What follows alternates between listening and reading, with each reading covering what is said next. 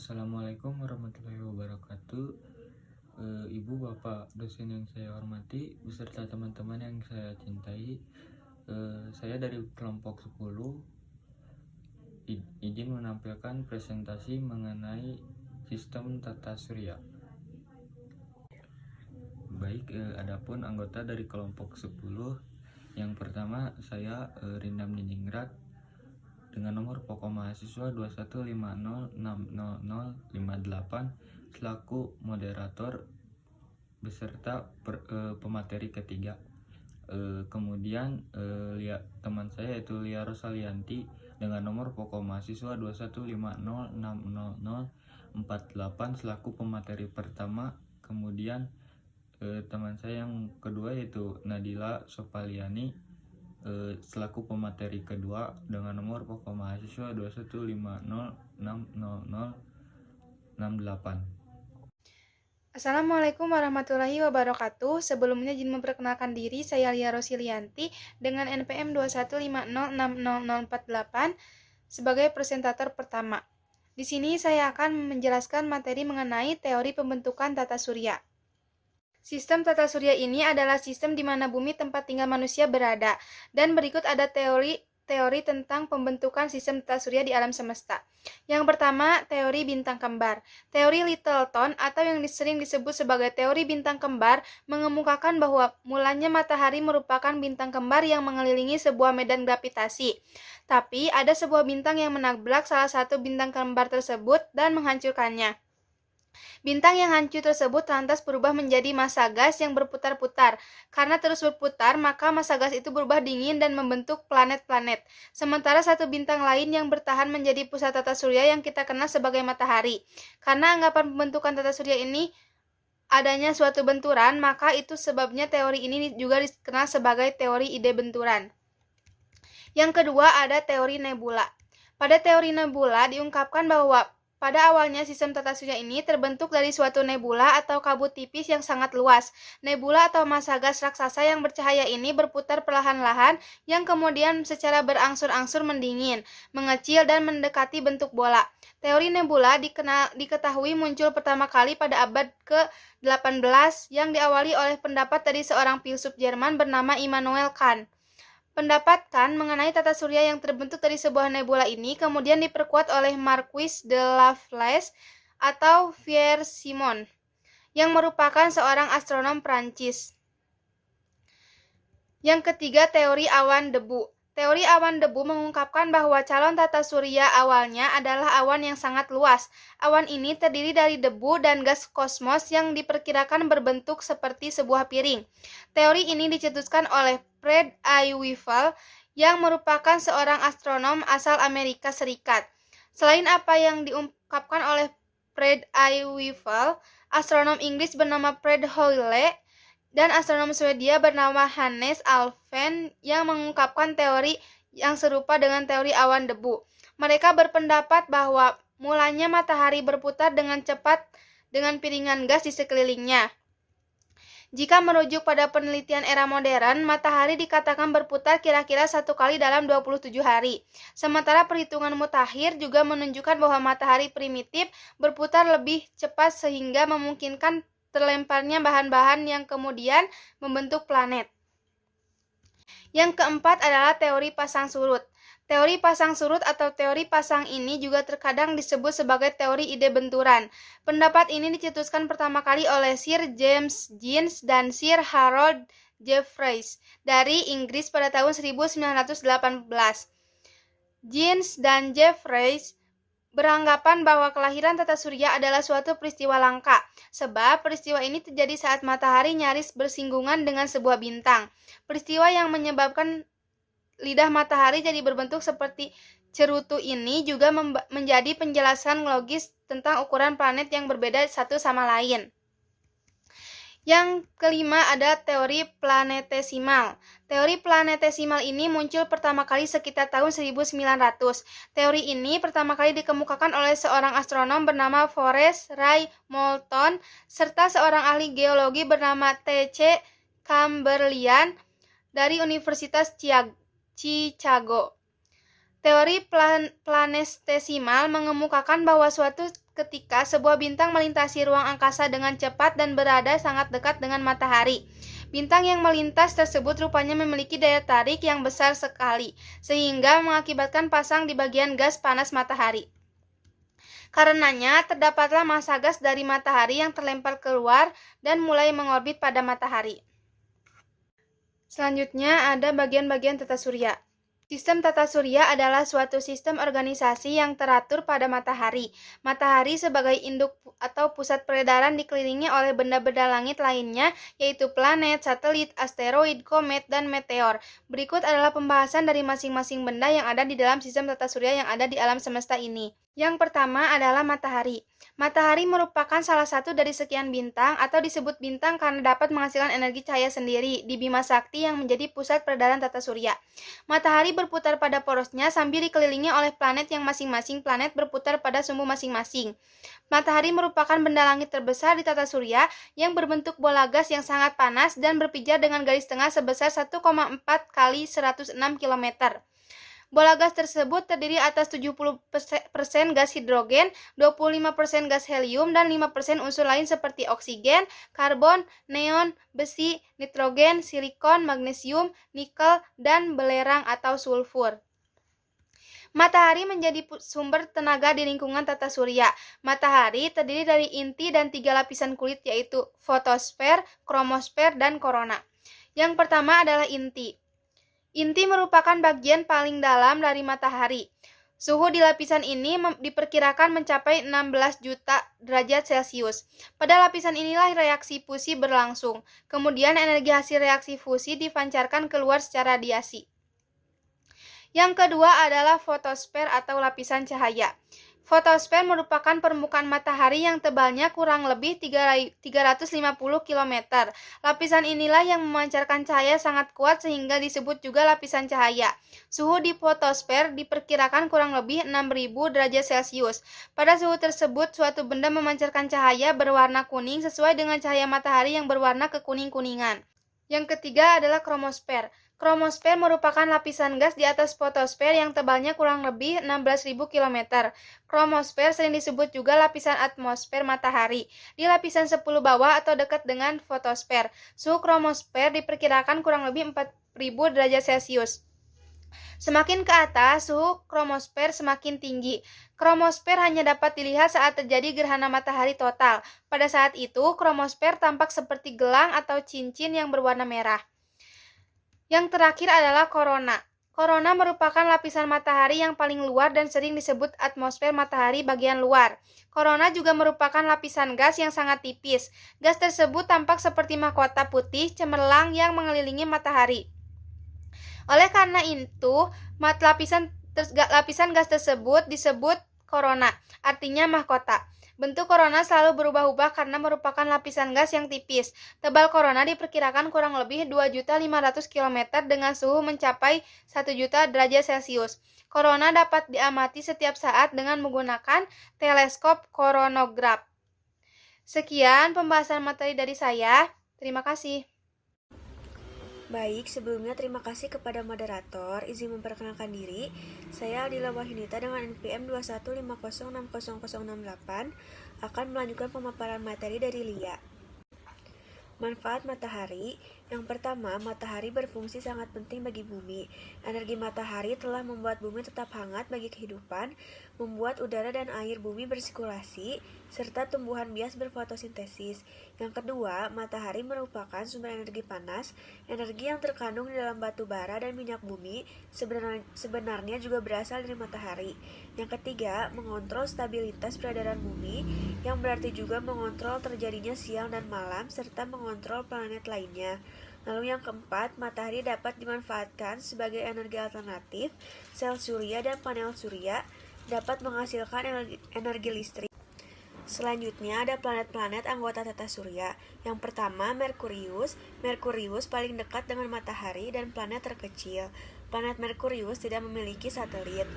Lalu yang kedua ada Venus. Venus merupakan planet yang terang setelah matahari dan bulan. Lalu yang ketiga ada Bumi. Bumi adalah satu-satunya planet dalam tata surya yang memiliki penghuni. Berbeda dengan planet lain, sebagian besar permukaan bumi ditutupi oleh air, yaitu mencapai 2/3 bagian bumi. Lalu yang keempat ada Mars. Planet ini jarak rata-ratanya dengan matahari 1,52 SA atau satuan astronomi. Lalu yang kelima ada Jupiter. Rata-rata jarak Jupiter dan matahari sejauh 5,2 SA. Lalu yang keenam ada Saturnus. Saturnus dihiasi oleh cincin dan gelang yang indah, memiliki 9 satelit yaitu Mimas, Enceladus, Theia, Dion, Rhea, Titan, Hyperion, Iapetus, dan Phoebe. Lalu yang ketujuh ada Uranus. Uranus berdiameter 4 kali diameter bumi, yaitu 50.100 km, dan masanya 15 kali massa bumi. Lalu yang kedelapan ada Neptunus, memiliki 2 satelit, yaitu Titon dan Nereid. Titon adalah satu-satunya satelit terbesar yang orbitnya terbalik arah. Benda-benda lain dalam tata surya. Yang pertama ada komet. Komet berasal dari bahasa Yunani, yaitu kometes, artinya kerambut panjang. Komet adalah benda langit yang mengelilingi matahari dengan orbit yang sangat lonjong. Komet ini terdiri atas debu, partikel batu yang bercampur dengan es, metana, dan amonia. Lalu ada asteroid. Asteroid adalah potongan-potongan batu yang mirip dengan materi penyusun planet. Sebagian besar asteroid terletak di daerah antara orbit Mars dan Jupiter yang disebut sabuk asteroid. Asteroid terbesar berdiameter 770 km. Asteroid terbentuk bersamaan dengan pembentukan planet berdasarkan susunannya. Lalu yang ketiga ada satelit. Satelit adalah benda langit yang beredar sesuai dengan garis edarnya, mengelilingi planet dan matahari. Kegiatan satelit mengelilingi planet biasa disebut dengan revolusi satelit. Satelit ini juga beredar mengelilingi sumbunya sendiri yang biasa disebut dengan rotasi. Lalu yang terakhir ada meteorit. Meteorit adalah potongan batu atau puing-puing yang mengandung unsur besi dan logam yang bergerak di luar angkasa. Meteorit mengelilingi matahari dengan orbit tertentu dan kecepatan yang bervariasi. Meteorit tercepat. Sekian pemaparan materi dari saya kembalikan kepada moderator. Baik, di sini saya akan melanjutkan materi dari Aldila yang keempat, yaitu fenomena alam yang terjadi di tata surya. Baik, materi yang pertama dari fenomena alam yang terjadi di tata surya yaitu gerhana. Gerhana terjadi ketika posisi bulan dan bumi menghalangi sinar matahari sehingga bumi atau bulan tidak mendapatkan sinar matahari. Gerhana juga merupakan akibat dari pergerakan bulan. Ada 2 jenis gerhana, yaitu gerhana matahari dan gerhana bulan. Kemudian kita akan bahas satu persatu. Yang pertama yaitu gerhana matahari. Gerhana matahari terjadi ketika bayangan bulan bergerak menutupi permukaan bumi, di mana posisi bulan berada di antara matahari dan bumi, dan ketiganya terletak dalam satu garis. Gerhana matahari terjadi pada waktu bulan baru akibat ukuran bulan lebih kecil dibandingkan bumi atau matahari. Maka terjadilah 3 kemungkinan gerhana, yaitu yang pertama gerhana matahari total atau terjadi pada daerah-daerah yang berada di bayangan inti atau bisa juga disebut umbara. Yang kedua yaitu gerhana matahari cincin, terjadi pada daerah yang terkena lanjutan sehingga matahari kelihatan seperti cincin. Yang ketiga yaitu gerhana matahari sebagian, terjadi pada daerah-daerah yang terletak di antara umbra dan penumbra atau bayangan kabur sehingga matahari kelihatan sebagian. Kemudian yang kedua yaitu gerhana bulan. Gerhana bulan terjadi ketika bulan memasuki bayangan bumi. Gerhana bulan hanya dapat terjadi pada saat bulan purnama. Gerhana bulan terjadi apabila bumi berada di antara matahari dan bulan. Pada waktu seluruh bagian bulan masuk dalam daerah umbra bumi, maka terjadilah gerhana bulan total. Proses bulan berada dalam penumbra dapat mencapai 6 jam dan dalam umbra hanya sekitar 40 menitan. Kemudian yang pertama yaitu gerhana bumi total. Gerhana bulan total. Gerhana bulan total terjadi ketika seluruh bayangan umbra bumi jatuh menutupi bulan, sehingga matahari, bumi, dan bulan berada tepat di satu garis yang sama. Yang kedua, gerhana bulan sebagian. Gerhana bulan sebagian disebut juga sebagai gerhana bulan parsial. Gerhana bulan sebagian terjadi ketika bumi tidak seluruhnya menghalangi bulan dari sinar matahari. Sebagian permukaan bulan berada di daerah penumbra, sehingga masih ada sebagian sinar matahari yang sampai ke permukaan bumi.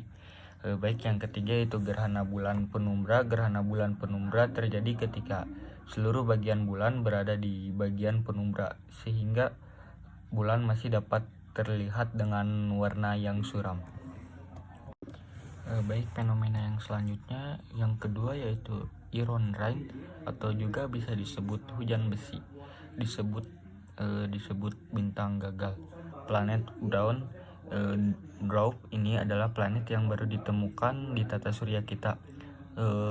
Bisa berwarna coklat, menandakan bahwa planet ini memiliki unsur ferrum atau besi yang tinggi. Planet ini memiliki badai seperti yang ada di Jupiter dan menghempaskan besi-besi ke permukaannya. Brown dwarf ini semakin dingin dari waktu ke waktu. Molekul gas mengembun menjadi cairan, besi awan dan hujan. Dengan pendinginan lebih lanjut, badai besar menyapu menjauh awan, membiarkan cahaya inframerah terang tersebar keluar angkasa. Baik, fenomena yang selanjutnya yang ketiga yaitu close encounter atau tabrakan badai terbesar, yang bisa juga dinamakan the Great Red Spot. Badai yang lebih dari 2 kali lipat lebar bumi dengan 350 mph atau juga 563 kph angin, dan yang kecil dinamakan Red Junior. Walaupun tidak sepenuhnya dipahami, para ilmuwan berpikir warna merah berkorelasi dengan intensitas badai angin, lalu membangkitkan senyawa kimia dari bawah awan dan mengangkat mereka ke tempat yang tinggi, ditambah sinar ultraviolet sehingga menghasilkan rona bata. Baik, fenomena yang selanjutnya yang keempat yaitu black hole, atau bisa disebut juga lubang hitam. Pada awalnya orang menganggap black hole adalah fiksi ilmiah saja. Akan tetapi seiring perkembangan zaman dengan diluncurkan teleskop antariksa atau Hubble Space Telescope, kini orang meyakini bahwa monster itu memang benar-benar ada di luaran sana. Lubang hitam sendiri diartikan sebagai sebuah pemusatan massa yang cukup besar sehingga menghasilkan gaya gravitasi yang sangat besar. Gaya gravitasi yang sangat besar ini mencegah apapun lolos darinya kecuali melalui perilaku terowongan kuantum. Medan gravitasi begitu kuat sehingga kecepatan di dekatnya mendekati kecepatan cahaya. Baik, materi yang terakhir dari saya sekaligus materi yang terakhir dari kelompok 10 yaitu badai matahari. Badai matahari adalah siklus rutin yang dijalani pusat tata surya galaksi Bima Sakti. Badai matahari terjadi ketika matahari mengeluarkan gelombang elektromagnetiknya keluar orbit yang dicirikan dalam aktivitas ledakan-ledakan. Menurut dosen astronomi Institut Teknologi Bandung Dani Herwijaya, ledakan matahari bisa terlihat dari bumi melalui petunjuk adanya bintik matahari di permukaan sang surya. Bintik tersebut melambangkan dalam permukaan matahari yang membara akibat sedang terjadinya letupan-letupan, seperti hubungan pendek arus listrik atau konsleting. Konsleting di pusat tata surya tentu berbeda dengan sekedar konsleting lampu di bumi.